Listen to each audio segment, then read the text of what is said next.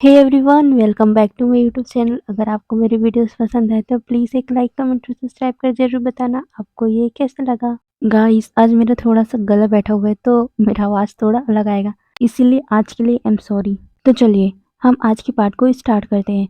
तो पिछले पार्ट में हम लोग देख रहे थे कि जिन सेक्ट में अभी कंपटीशन होने वाला है नाइट हंट का, सॉरी डे हंट का, क्योंकि वो दिन में हो रहा है ना, इसीलिए डे हंट। सारे लोग लाइन से खड़े हुए हैं। विंग अपना टर्न आने के लिए बहुत ज़्यादा एक्साइट है क्योंकि वो चिट्ठी लेने वाला है। वो चूज़ करेगा कौन उसका मतलब पार्टनर होगा।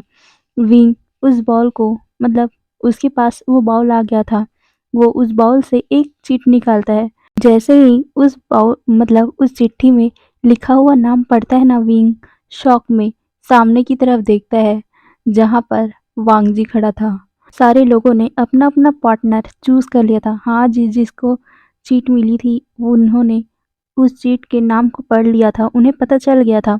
तभी मैंग्यो कहता है, आपको तो पता चल ही गया होगा आपका पार्टनर कौन है, तो जाइए आप उनके साथ खड़े हो जाइए, फिर हम लोग स्टार्ट करेंगे इस डे हंट को।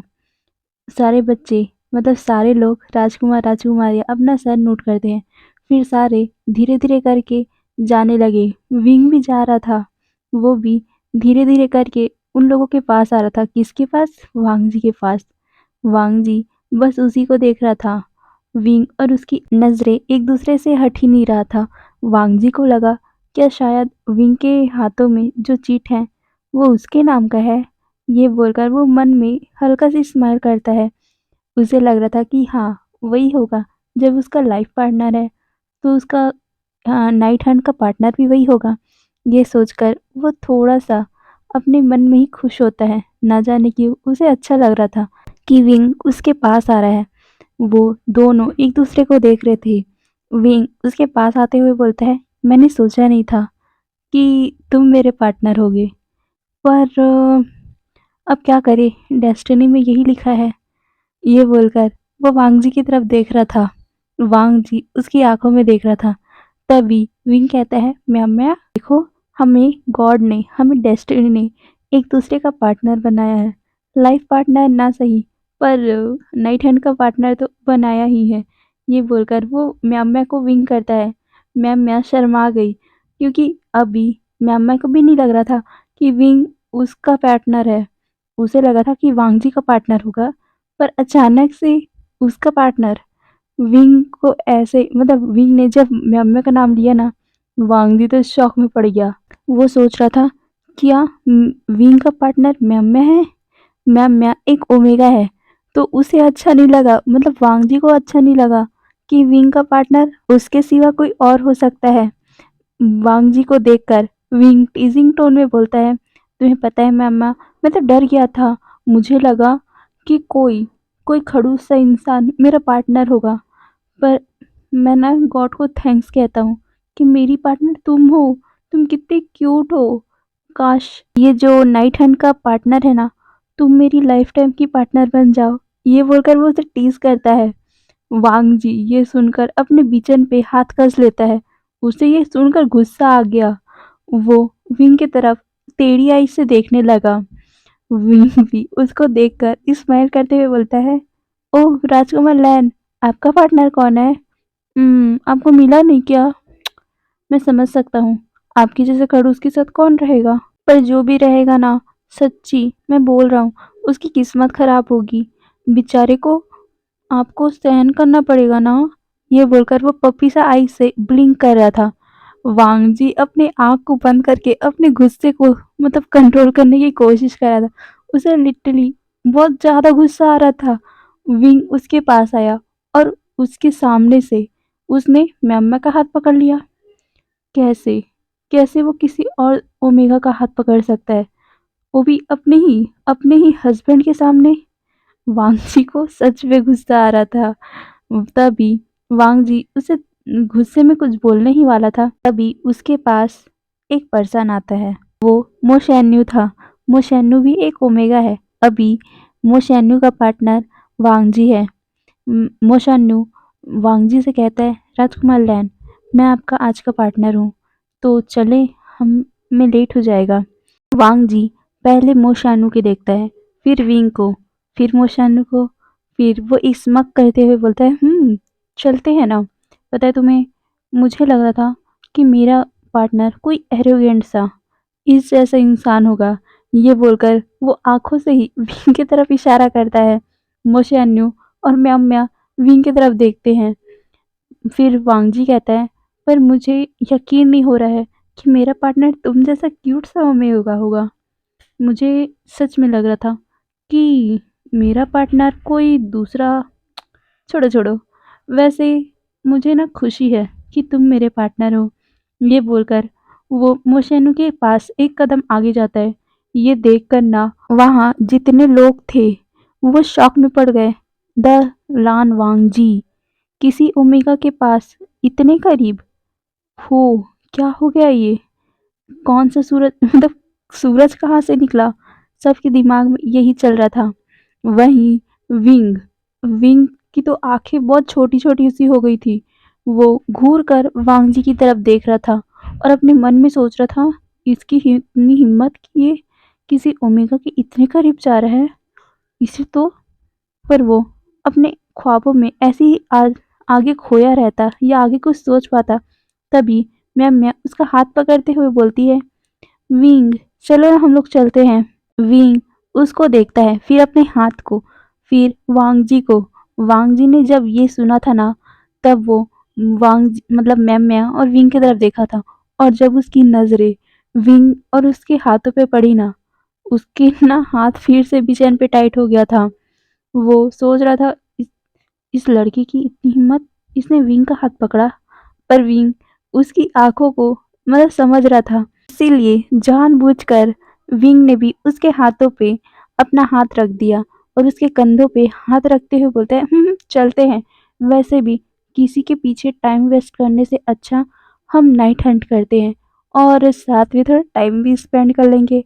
ये बोलकर वो हल्का सा उसके शोल्डर पे हिट करता है। मैं ब्लश हो गई थी क्योंकि विंग उसके इतने करीब जो था। वांग जी ये देखकर ना अपना आँख कसकर बंद कर लेता है। उसे सच में गुस्सा आ रहा था। ये देखकर विंग कितना शेमलेस है, वो किसी ओमेगा के साथ कैसे इतना चिपक सकता है। पर वो कुछ भी नहीं बोलता। तभी मोशेन्यू वांगजी से कहता है, राजकुमार लैन तो चले हम भी। सारे लोग चल जा रहे हैं। वांग जी अपना सर नोट करता है और फिर वो सब लोग चलने लगे। वांग जी देख रहा था कि विंग और म्याम्या कैसे चल रहे, एकदम चिपक चिपक के, और कितना हंसी मजाक करे, कितनी बातें करे। और विंग उसके साथ फ्लर्ट कर रहा है। उसकी इतनी हिम्मत, वो अपने ही पति के सामने किसी दूसरी ओमेगा के साथ फ्लर्ट कर रहा है।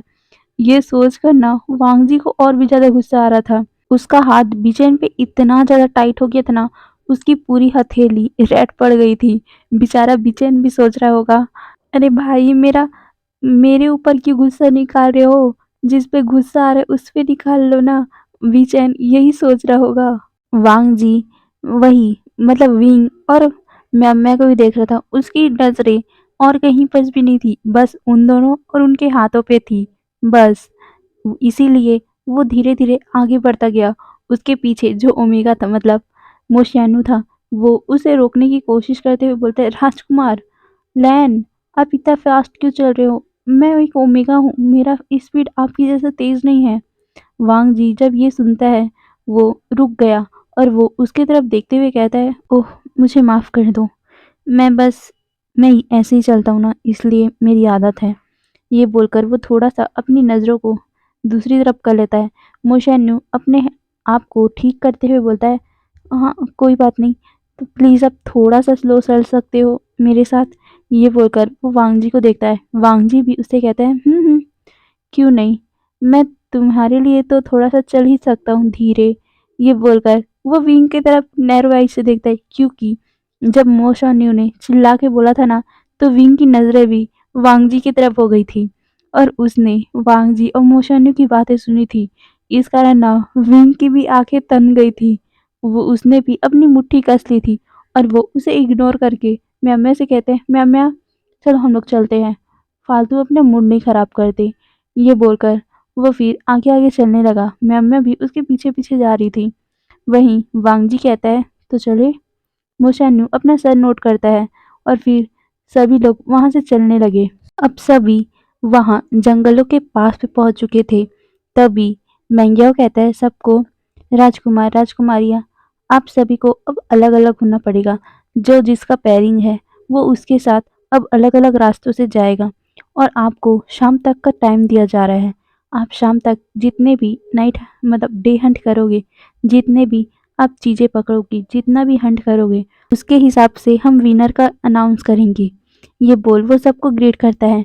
फिर सब अपने-अपने पार्टनर के साथ निकलने लगे। सबसे पहले विंग और म्याम्या जाते हैं, फिर उसके पीछे वांग जी और मो शानू, और फिर दूसरा कपल हमारे सिचेन और कौन हो सकता है? जैंग चैंग। हाँ, वो दोनों एक साथ जाते हैं और उसके पीछे नी हुसैन और वैन किंग। धीरे-धीरे करके सभी जाने लगे, जैसे कि वैन निंग के साथ शू लूसी, नी मिंजो के साथ मेंग याओ, जिन जुशुन के साथ जान याली, सॉरी जिन जुशुआन के साथ जान याली और जिन जुशुन के साथ वैन चाओ। ऐसे ही करते करते वो सभी लोग अंदर जंगल की तरफ चले गए थे। और मैं एक साथ चल रहे थे। मैं तो विंग का हाथ पकड़ना चाहती थी और जैसे उसके साथ चल रहा था वैसे ही चलना चाहता था, मतलब चलना चाहती थी। पर विंग विंग तो चुपचाप आगे चलते जा रहा था और अभी बात भी नहीं कर रहा था। इसीलिए मैं बार-बार उससे बात करने की कोशिश कर रही थी, पर विंग बस हाँ, यही सब जवाब दे रहा था। वहीं दूसरी तरफ वांग जी और मुशानु के सामने एक हिरन आ जाता है। दोनों उस हिरन को मार देते हैं और वहाँ पर उन दोनों ने वो टास्क पूरा कर लिया था, मतलब एक चीज़ पकड़ लिया था। हाँ, मारते नहीं हैं, बस घायल करके पकड़ लेते हैं। वहीं दूसरी तरफ विंग भी 1-2 जानवरों को पकड़ चुका था, पर मैन उसके पीछे आकर छुप जाती थी। जब भी कोई जानवर उसके पास आता, तो वो सीधा विंग के पीछे छुप जाती, डर के कारण। विंग उसे संभालता था, फिर उस चीज़ को, मतलब जो जानवर रहता, उसे घायल करता और पकड़ लेता था। धीरे-धीरे करके वो भी आगे बढ़ने लगा, पर अचानक से उसके सामने एक बहुत बड़ा-सा बियर आ गया। हाँ, भालू, वो भी जंगली भालू। विंग उस भालू को मारने के लिए आगे बढ़ा था।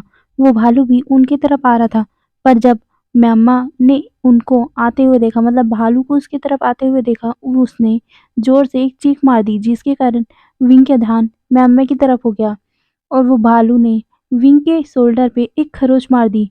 विंग ने एक दर्द भरी आह निकाल दी, जिसके कारण दूसरी तरफ वांग जी और विंग तो एक सोलमेट बन चुके हैं ना। उनके पास, मतलब वो दोनों मार्क हो चुके हैं, इसीलिए वांग जी को भी वो दर्द हुआ। वांग जी भी अपने शोल्डर को पकड़ के खड़ा हो गया था। तभी मोशानु पूछता है क्या हुआ? वांग जी अपने आप को देखता है, मतलब उस शोल्डर को। वहाँ पर कुछ भी नहीं था, पर उसे दर्द हुआ, बहुत ज़्यादा दर्द हुआ। वो सोचता है विंग, हाँ विंग को कुछ हुआ होगा, ये सोचकर वो भागने लगा। हाँ, उसको विंग का लोकेशन पता चल गया, क्योंकि वो दोनों, मतलब महसूस कर सकते हैं अपने आप को। जब भी विंग को कुछ होता, वांग जी को ये महसूस हो जाता था, इसीलिए वांग जी उसी डायरेक्शन में भागने लगा। वहीं पर दूसरी तरफ विंग उस भालू से लड़ रहा था। उस भालू ने विंग और म्याम्या को घेर रखा था। वो भालू विंग और म्याम्या के ऊपर था। विंग ने उसे भालू को संभाल रखा था। वहीं म्याम्या विंग को पीछे से हक करके रखी हुई थी। वो भालू विंग को पंजा मारने ही वाला था, तभी पीछे से किसी का तलवार उस भालू के ऊपर आ लगता है। जब विंग ने ये देखा, वो उस जानवर को, मतलब उस भालू को पीछे फेंक देता है। उसके हाथों में चोट लग गई थी, उसके हाथों से पूरी तरह खून निकल रहा था। मैं तो बुरी तरह रोने लग गई थी। जब विंग देखता है कि किसने मारा, वो सामने देखता है, सामने वांग जी खड़ा था। वांग जी दौड़ते हुए उसके पास आता है और उसके हाथों को पकड़ते हुए देख रहा था। उसे बिना देखे ही समझ आ रहा था कि किस जगह चोट लगा है, क्योंकि उसे भी तो वो दर्द हो रहा था ना। वो देख पा रहा था कि कितना ज़्यादा बुरी तरह से खून निकल रहा है विंग का। विंग उसकी तरफ ही देख रहा था। वांग जी अपने पॉकेट से, मतलब उसके पास तो एक अलग से पॉकेट रहता है ना, जिसके अंदर सब कुछ रखते हैं उन लोग, उससे एक दवा निकालता है। विंग उसे देखता है, वांग जी उसे देते हुए बोलता है लगाओ इसे। विंग उसे देख रहा था, पर तभी उसके पीछे से एक दर्द भरी आवाज में म्याम्या कहती है विंग। विंग जब पीछे देखता है, म्याम्या के पैर में भी चोट लग गई थी। म्याम्या अपने पैर को पकड़ के बैठी हुई थी। विंग देखता है कि म्याम्या के पैर से भी बहुत ज़्यादा खून निकल रहा है। विंग उस दवा को लेता है और सीधा वो म्याम्या के पैर में लगा दिया। वांग जी को ये अच्छा नहीं लगा। उसने तो विंग को दिया था ना। वो देख रहा था कि विंग कैसे उसके कपड़े को उठा रहा है और उसके पैरों में कैसे वो दवा लगा रहा है। वांग जी ने जब ये देखा ना, तो वो अपने बिचन पे और भी ज़्यादा टाइटली हाथ कस लेता है। वहीं विंग उसे मतलब म्याम्या को रोने से रोकते हुए बोल रहा है, म्याम्या शांत हो जाओ, कुछ नहीं हुआ, देखो मैंने तुम्हें बचा लिया ना, शांत हो जाओ ना। म्याम्या रोते हुए उसे हक कर लेती है और रोते हुए कहती है, विंग मैं डर गई थी, तुम्हें पता है वो भालू कितना ज़्यादा खतरनाक था, वो उसने हमें खा लिया होता तो। विंग उसे बैग को सहलाते हुए बोलता है, कुछ नहीं हुआ, शांत हो जाओ। विंग उसे कहता है, म्याम्या अब तुम चल सकती हो, शाम होने वाला है, हमें जीतना है ना। म्याम्या खड़े होने की कोशिश करते हुए बोलती, हाँ हमें जीतना है, चलो, मैं तुम्हारी मेहनत खराब नहीं करना चाहती। ये बोलकर वो खड़े होने की कोशिश करती है, पर उसके पैर में बहुत ज़्यादा चोट लग गई थी। वो खड़ा नहीं हो पा रही थी, इसीलिए वो फिर गिरने लगी, पर विंग ने उसकी कमर को पकड़ के अपने पास खींच लिया, जिसे देखकर ना वांग जी का खून खौल रहा था। वहीं विंग उसे देखकर मतलब म्याम्या को देखकर बोला है, तुम ठीक हो? पर म्याम्या कहती है, नहीं बहुत दर्द हो रहा है। ये बोलकर वो अपने पैरों पे हाथ लगा रही थी। विंग कहता है, तुम चल नहीं पाओगी, तो मैं तुम्हें उठा लूं? म्याम्या अपना सर उसके तरफ करती है। विंग फिर उसे अपनी गोद में ब्राइडल स्टाइल में कैरी कर लेता है। ये देखकर वांग जी उसे ऐसा लग रहा था अभी के अभी म्याम्या को ना यहीं पर मार दे, उसे यहीं पर काट के रख दे। उसको इतना खून मतलब उसका खून इतना ज़्यादा गर्म हो गया था। उसका हाथ उस बिचन में बहुत ज़्यादा टाइटली कस चुका था। बेचारा बिचन, उसकी हालत कितनी खराब होगी ना। विंग उसे उठाकर कहता है, अब ठीक है? म्याम्या उसके गोद में बहुत ज़्यादा ब्लश कर रही थी। उसने अपना नेक मतलब अपना सर विंग के नेक पे छुपा रखा था। उसे बहुत ज़्यादा अच्छा लग रहा था। शायद उसे प्यार हो गया विंग से। वांग जी ये समझ रहा था कि म्याम्या क्या कर रही है। उसको तो अभी क्या मतलब उसका मन क्या कर रहा है उसे खुद समझ नहीं आ रहा है। वो तभी पीछे मुड़ता है, पीछे देखता है कि वहाँ पर मोशानु खड़ा है। वो मोशानु से कहता है, चलो। ये बोलकर वो मोशानु का हाथ पकड़ता है और वहाँ से चला गया। ये देखकर ना विंग को गुस्सा आ गया कि उसने उसके बारे में कुछ भी पूछा नहीं और वो चला गया ऐसे ही। ये बोल सोच कर विंग को गुस्सा आ रहा था और वो म्याम्या से कहते हैं, म्याम्या चलो मैं तुम्हें ना किलर के पास छोड़ देता हूँ, फिर मैं अपना हंट करने जाऊँगा। म्याम्या कहती है, फिर विंग उसे वहाँ पर हीलर के पास छोड़ देता है और विंग जाने ही वाला था कि तभी जिन जुशुन, हाँ जिन जुशुन, वो अभी अभी वापस आया था। वो उसे देखकर कहता है, ओह, ईलिंग पैट्रियार्क ने इतनी सारी चीजें पकड़ ली है। विंग उसे देखकर कहता है, तो मैं ऐसी थोड़ी ना ईलिंग पैट्रियार्क कहलाता हूँ। तभी जिन जुशुन कहता है, तो क्या फायदा, तुम तो इजीली जैसे हम पकड़े वैसे ही पकड़े हो, तो उसमें बढ़ाई क्या मार रहे हो? मज़ा तो तब आएगा जब तुम हमसे हटके कुछ करोगे, तब मैं मानूंगा सच में तुम ईलिंग पैट्रियार्क नाम के लिए काबिल हो। विंग कहता है, अच्छा, तो क्या करना होगा बोलो? तभी वैनचाओ कहता है, अच्छा, तो बिना देखे कर लो। तुम तो वैसे भी नाइट हंट में करते रहते हो ना, थोड़ा अजीबो-गरीबो काम, तो कर सकते हो ये। ये बोलकर वो उसको इस्मक करता है। विंग उसे देखकर कहता है, अच्छा, तो ऐसी बात है, तो ठीक है, मैं आज पूरा मतलब जब तक ये डे हंट खत्म नहीं हो जाता तब तक मैं अपनी आंखों में पट्टी बांध के रखूंगा, फिर देखते हैं कौन कितना हंट करता है। तभी वो इंसान मतलब वैन चाओ उसे कहता है, तो डील है, अगर तुमने इस डे हंट खत्म होने से पहले एक भी एक भी जानवर पकड़ लिया ना, मैं मान जाऊंगा तुम इलिंग पेट्रियार्क नाम के काबिल हो।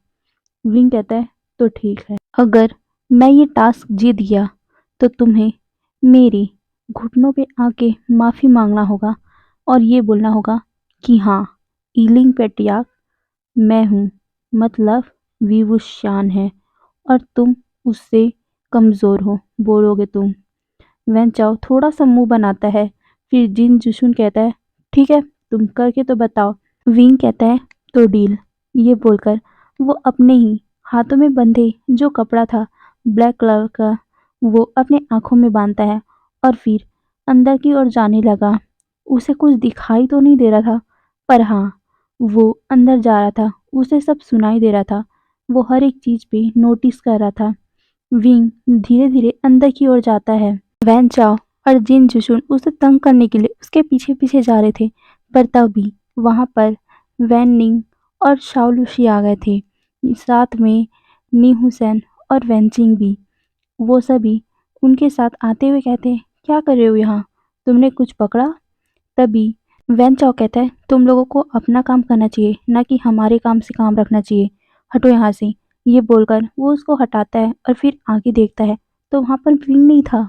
वो दोनों उन लोगों को फिर चिल्लाते हुए बोलते हैं, तुम लोगों के कारण। ये बोलकर वो चुप हो गया क्योंकि वैन चाओ ने उसे शांत करवा दिया था। वैन चाओ नहीं बताना चाहता था कि वो विंग को परेशान करने जा रही हैं, इसीलिए वो चुप हो जाते हैं।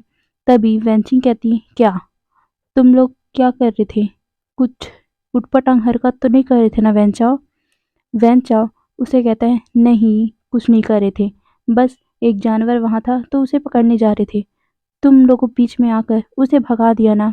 तभी नी हुसैन कहता है, वहां पर जानवर था, हमें तो नहीं दिखा।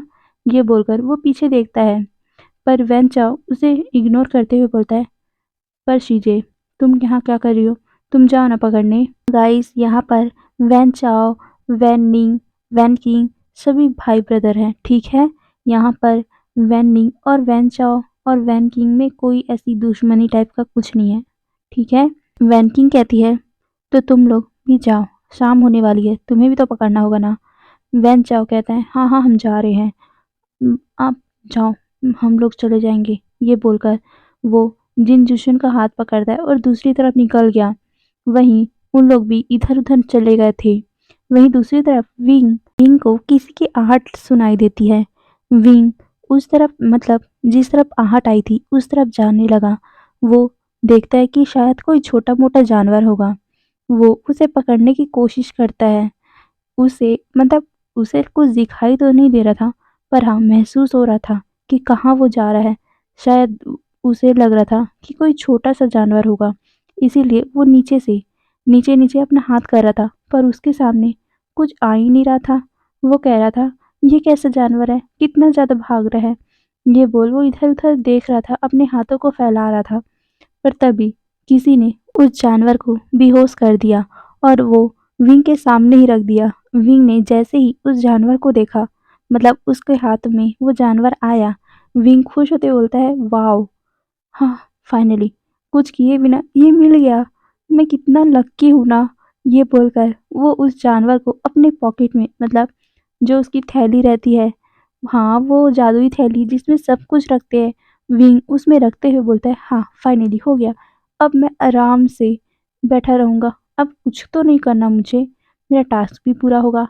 ज़्यादा से ज़्यादा मैंने पकड़ भी लिया है। ये बोल वो अपने, मतलब ऐसे ही अपने आप में ही बड़बड़ा रहा था।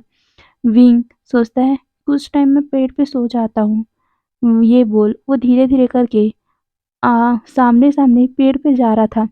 वहीं पर उसके पास में कोई इंसान उसको देख रहा था, बड़े क्यूरियस नज़र से। विंग एक पेड़ के पास आकर वहीं पर बैठ गया था और वो अपने सिर को उस पेड़ पे टिकाते हुए कहता है, हाँ, कितना अच्छा लग रहा है। यहाँ सच में कितना अच्छा लग रहा है। ये बोलकर उस पेड़ के नीचे अच्छे से बैठ गया और वो मन में बोल, मतलब मन में नहीं, ऐसे ही बोलता है, पर बेचारी मम्मा के पैर में चोट लग गया। मुझे कितना बुरा लगा। मुझे तो उसके साथ और भी मस्ती करना था। वो कितनी क्यूट है। ये बात सुनकर वो पर्सन आग बबूला हो गया। उसे इतना जलन हुआ ना, वो सीधा विंग को अपने पास पुल करता है और वो उसके लिप्स पे एकदम हंग्रीली किस करने लगा। विंग शॉक हो गया था। ये क्या है भाई? अचानक से किसने ये सब कर दिया? वो उस पर्सन को हटाने की कोशिश कर रहा था, पर वो पर्सन विंग से और भी ज़्यादा, मतलब बहुत ज़्यादा स्ट्रॉन्ग है, इसीलिए वो उसको हंग्रीली किस कर रहा था और विंग कुछ टाइम बाद वो उसको रिस्पॉन्स करने लगा क्योंकि वो हट ही नहीं रहा था। तो बेचारा विंग क्या करता, वो भी उसको रिस्पॉन्स करने लगा। वो पर्सन उसके होठों को सक कर रहा था। उस पर्सन ने विंग को किस करते करते उसी पेड़ पे सटा दिया था, जिसके कारण विंग बिल्कुल भी वहां से हिल ही नहीं पा रहा था। वो पर्सन विंग को तो किस कर रहा था, साथ ही साथ अपने हाथों को भी उसके शरीर में फिरा रहा था। विंग की बॉडी पूरी कांप रही थी उस हॉट से किस के कारण। वो पर्सन विंग के टंग को अपने मुंह में लेकर सक करने लगा। वहीं विंग को भी वो सक करने बोलता है, मतलब वो अपने टंग को उसके मुंह में डाल देता है, जिसके कारण विंग भी उसके होठों को और उसके टंग को सक करने लगा। धीरे धीरे कब वो इंसान का हाथ विंग के कपड़ों के अंदर जाने लगा, विंग को पता भी नहीं चला। वो पर्सन धीरे धीरे उसके कपड़ों के अंदर से ही उसके कमर को पकड़ के और भी अपने करीब कर लेता है, और फिर धीरे धीरे करके उसके नेक को सक करने लगा, लिक करने लगा, और यहाँ तक कि उसने हल्का सा बाइट भी कर दिया था। विंग तो उसे पुश भी नहीं कर पा रहा था क्योंकि उस पर्सन ने उसके दोनों हाथों को उस पेड़ पे पिन करके एक हाथ से रखा था। हाँ, मतलब एक हाथ से उस पर्सन ने विंग के दोनों हाथ को पकड़कर उस पेड़ पे पिन करके रखा हुआ था। विंग तो कुछ भी नहीं कर पा रहा था। वो उसके सामने इतना लाचार लग रहा था, शायद यहाँ तक कि विंग तो उसका चेहरा भी नहीं देख पा रहा था। ये कौन है? अरे यार, कोई बता दो, ये कौन है? उसके साथ ये सब क्यों कर रहा है? ये बोल वो अपने मन ही मन सोच रहा था। पर तभी जब वो पर्सन उसके नेक को सक कर रहा था ना, तो विंग विंग ने भी उसकी फेरोमोन्स को स्मेल कर लिया था।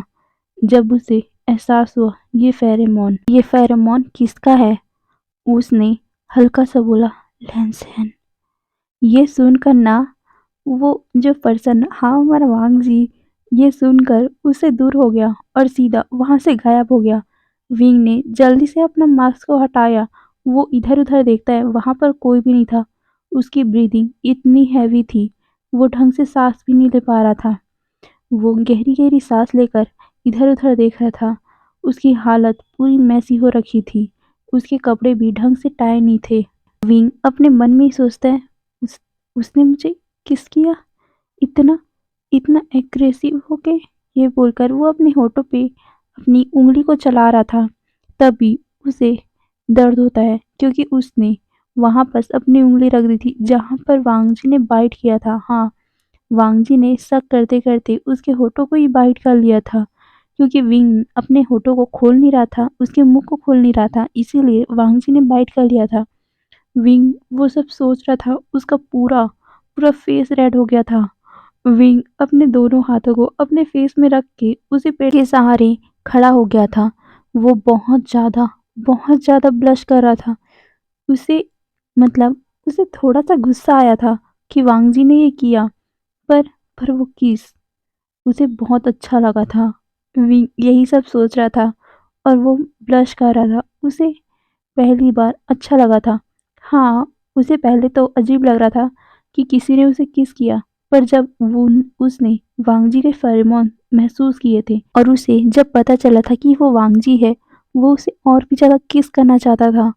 वो उसके लिप्स को और भी ज़्यादा टेस्ट करना चाहता था, पर वो मन में ही सोचता है, पर वो मुझे छोड़ के भाग क्यों गया? उसकी इतनी हिम्मत, उसने मेरा फ़ायदा उठाया। ये बोलकर फिर वो मतलब पैर को ज़मीन पे पटकता है और गुस्से से बोलता है, उसकी इतनी हिम्मत, उसने मुझे मुझे ऐसे किस किया? उसे तो मैं छोड़ूंगा नहीं, रूम में जाने दो मुझे, तब मैं बताता हूँ उसे। ये बोल वो फिर वापस बाहर की तरफ जाने लगा। पर तभी उसको याद आया, ओ शिट, मैं मैंने अपनी ब्लाइंड फुट निकाल दी। ओ यार, शिट शिट, क्या कर दिया मैंने? अभी तो पूरा खत्म भी नहीं हुआ है, मैं क्या करूं? ये बोल वो इधर उधर देखता है और देखता है कि अभी तो कोई नहीं है। ये सोच वो फिर से अपनी आंखों पे वो पट्टी बांध लिया और कहता है, हाँ अब कोई किसी को पता नहीं चलेगा। ये सोच वो आगे की तरफ चलने लगा और उसके फेस में एक अलग से स्माइल था। उसे अच्छा भी लग रहा था, बुरा भी लग रहा था, और वो कुछ बता ही नहीं पा रहा था उसे कैसा फील हो रहा है। वो जाते-जाते देखता है कि शायद अब जंगल खत्म हो गया, क्योंकि उसे महसूस हो रहा था कि नीचे शायद पथरीला जंगल, मतलब वो जो सड़क रहता है वैसा आ गया है। पत्थर-वत्थर नहीं है, तो विंग समझ गया था कि वो वहाँ पास पहुँच चुका है।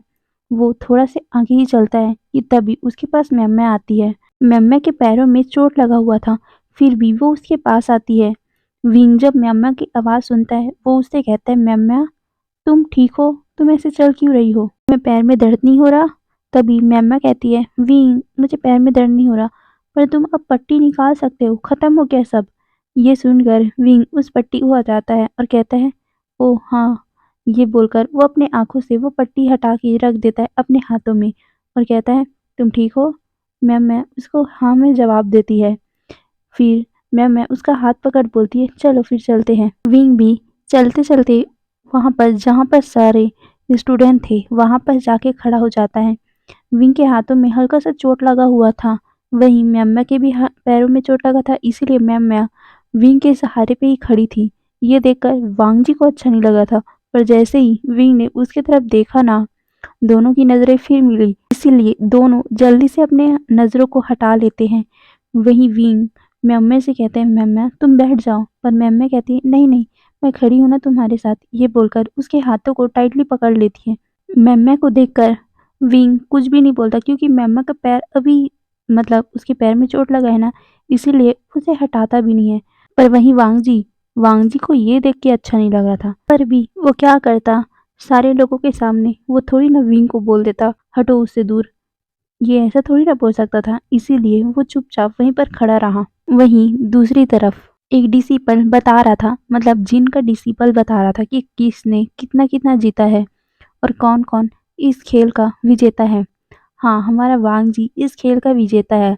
वही विंग सेकंड आया है, थर्ड जैंग चैंग और लैंसी चैन आए हैं, फोर्थ नी मिंजो और मैंग्याओ आए हैं, फिफ्थ आया है जिन जुशवान और यान ली। ऐसे ही सबको अनाउंस कर रहे थे।